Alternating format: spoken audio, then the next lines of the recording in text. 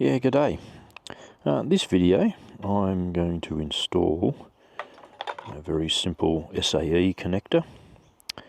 I use that for air compressor, pump up tyres if needed, and also for a trickle charger. So I'm going to connect that straight to the battery,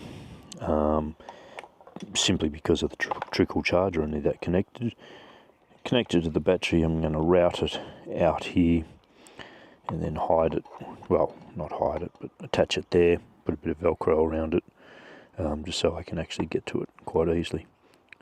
Alright, so let's get started. So this I had on a previous bike, so I've cut it off. I've reattached connectors to it, and of course I've got a fuse in there as well. It's very important, you know, because it's wired directly in case, you know, the wires rub and a short occurs. Alright, so I'm just going to connect that up now.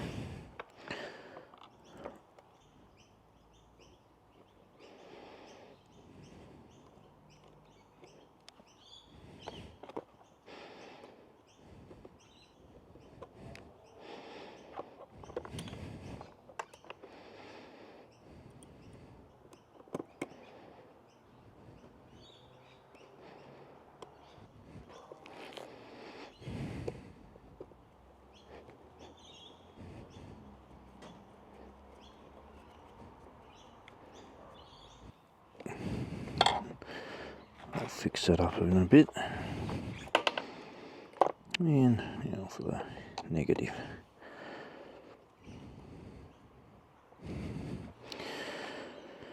Oh no, and the wire's connected. Now we'll route it. Alright, so I'm going to put it around there. I've got plenty of wire here, but look it around. I think I'll go through there. So I'll attach that there, a bit of Velcro,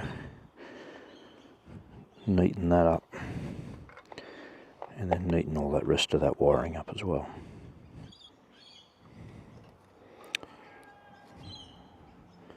So the idea is I'm just going to put that round there. I'll just hold it in position. Probably put a few little cable ties around there. Get that sorted. Get that fuse in a nice spot down there. And probably cable tie all that together as well. Neaten that up.